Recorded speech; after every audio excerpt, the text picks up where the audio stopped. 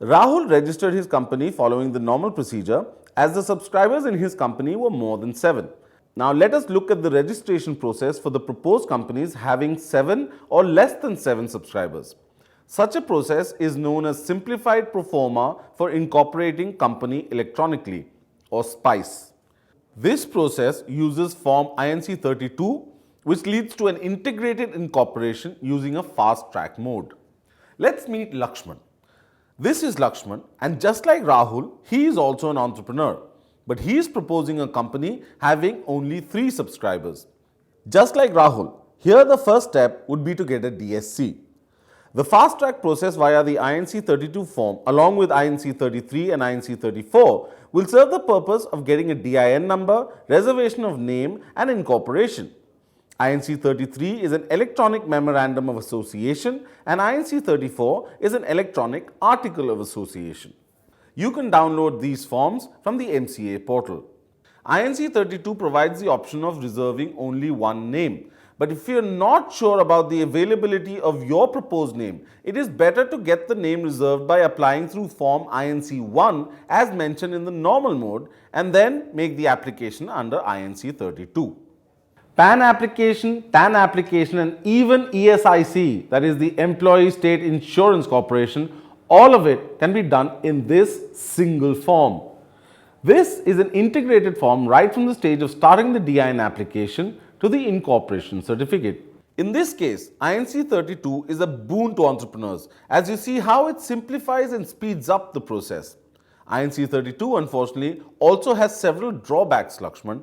One needs to have the DSC of all the subscribers to INC 33 and INC 34 along with the DSC of the witness. Apart from this, it comes with an additional cost of 2,000 rupees for availing this facility. Convenience has its price, Lakshman. But the best part is, it just takes a day or two from step 1 to getting a certificate of incorporation. Congratulations, Lakshman! You got your company registered and it didn't even eat up your time. Let's rewind a bit and see the entire process followed by Lakshman. Lakshman got a DSC just like Rahul. After receiving the DSC, he filed INC 32, 33 and 34, which was available on the MCA portal. Once his form got approved, he got a certificate of incorporation and got his company registered.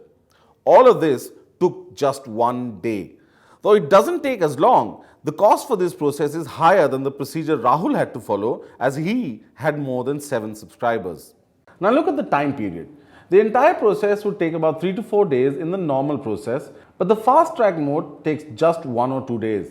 Also, if you examine the cost factor, the normal procedure would take about 3,200 rupees excluding all the stamp charges, whereas the fast track process would take 5,200 rupees excluding all the stamp charges, which are based on the capital and varies from one state to the other. Now, let's look at another entrepreneur. Meet Priya. She is also an entrepreneur. Just like Rahul and Lakshman, even she wants to register her venture.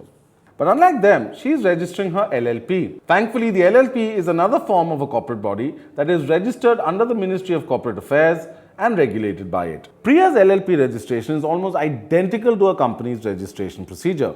The only difference is their filing fees. For a company, the fee range starts from 300 rupees and goes up to 600 rupees, whereas in the case of LLP, the fee structure starts from 50 rupees and goes up to 200 rupees. Priya should also be happy that LLPs have comparatively fewer form filings and there is less stringent compliance compared to a company form of organization.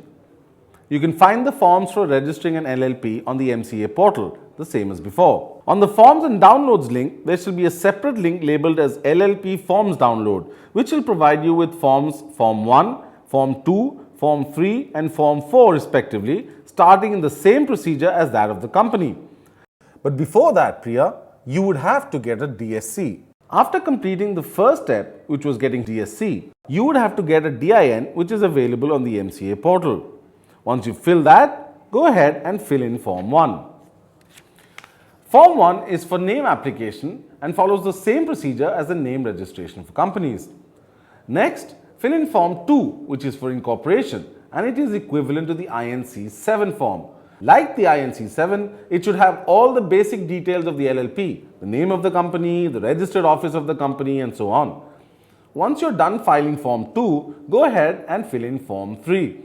Form 3 is a charter document which defines the terms and conditions for the LLP. And the last step would be filling in Form 4, which contains all the details of the partners and the designated partners of the LLP. Once your forms get approved, you'll get a certificate of incorporation. Just like Rahul and Lakshman, she got a DSC and a DIN. Post that, she filled in Form 1, which is for name application. She then filled in Form 2, which is similar to the Form 7 which was filled in by Rahul for incorporation. Once this was done, she filled in Form 3, which has the LLP agreement. Next, she followed the last step, which was filing Form 4, which mentions the appointing partners. She then received her certificate of registration. Filing an LLP takes longer than the other two processes. This takes at least 7 to 8 days, which is the minimum amount to register an LLP. Then there are these steps to follow. So decide and plan accordingly. Now, with all that finished, our 3 entrepreneurs have registered their companies and they need to prepare for the next part of their startup journey, and you should too.